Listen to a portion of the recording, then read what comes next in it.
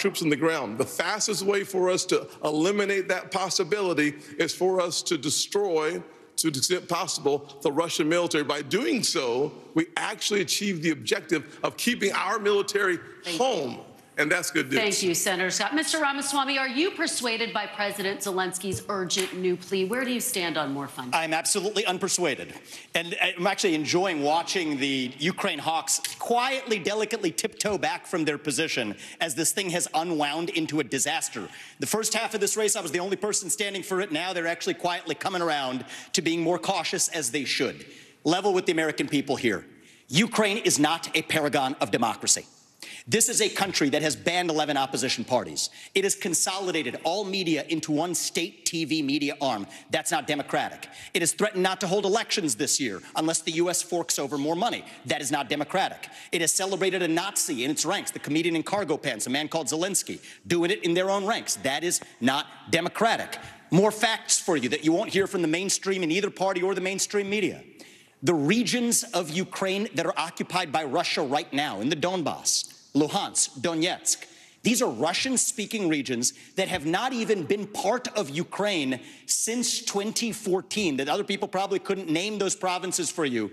Those are the hard facts. And so to frame this as some kind of battle between good versus evil, don't buy it. And I'd like the likes of the sharpest of the war hawks on Ukraine, Nikki Haley, to have some accountability and answer. Do you want to use U.S. taxpayer money to fund the banning of Christians? That is actually what's happening. They're using the Ukrainian Orthodox Church. They have banned them. The Ukrainian parliament just did this last week, supported by our dollars. And I think you owe it to the American people, Nikki, to at least this one time at least condemn. Thank you. That's time. At least to condemn their banning of Christians. Mr. Ramaswamy, thank you. Mr. Ramaswamy, thank you. We asked the questions. Ambassador Haley, well, she deserves to answer. What is your take on more funding for Ukraine? I am telling you, Putin and President Xi are salivating at the thought that someone like that could become president. They would love to see that. The fact of the matter is she doesn't answer the question. So this is what I will tell you. We're driving Russia into China's hands because of these foolish policies. You had your time to talk. The ambassador has the floor. Ambassador, thank you. The first thing I'll tell you is we all remember what that thug did when he invaded Ukraine. We all know that 500,000 people have died because of Putin. And here is a freedom-loving, pro-American country that is fighting for its survival and its democracy. No, I don't think we should give them cash. I think we should give them the equipment and the ammunition to win. And I'll tell you, if Biden had done it when they first asked for it, this war would be over. But let's also remember this. When you left Afghanistan in shambles and left them with a ton of weapons and money, it's not that we left, it's how we left. When you look at Ukraine, don't think for a second, now everybody wants to move away from Ukraine. They'll want to move away from Israel a year from now. America can never be so arrogant to think we don't need friends. After 9/11, we needed a lot of friends. Now is the time to get partnerships.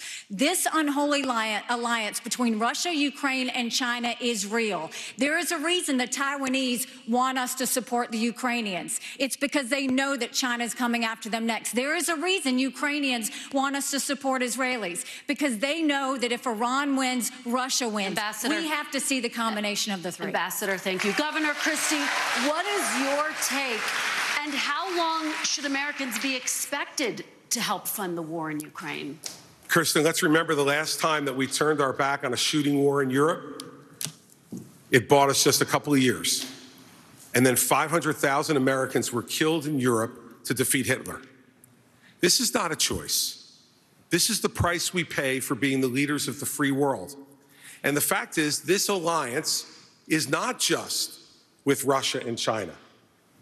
Governor Haley knows this. Iran is in the middle of this as well, and so is North Korea. And they are all working to support Russia right now. And the reason they're doing it is because dictators work together. People who believe in democracy work together. We must stand with all of those that are standing up for democracy and freedom in this world. And by the way, let's remind everybody of this. In 1992, this country made a promise to Ukraine. We said, if you return nuclear missiles that were part of the old Soviet Union to Russia and they invade you, we will protect you.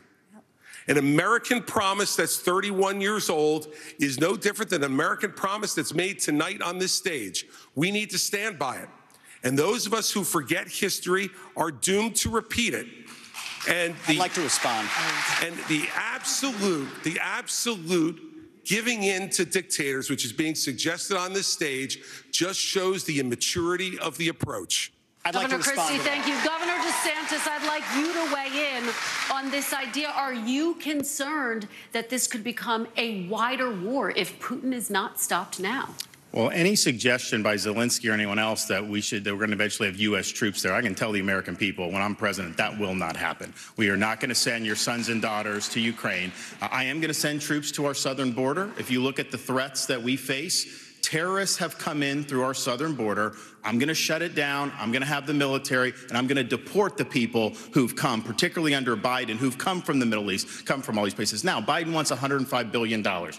60, most of that's Ukraine, including some of it going to pay pensions for bureaucrats and salaries. That is a totally ridiculous use of American tax dollars. He says he has money for border to try to do, and the media repeat that. When you look at it, what most of the money is money to process more illegal aliens into this country. How is that solving the problem? That's making the problem worse. And what does he do for the Indo-Pacific? A pittance. That is the top threat that we face. We need to bring this war to an end. We need the Europeans to step up and do their fair share. And we need to get serious about the top threat that this country faces, which is the Chinese Communist Party.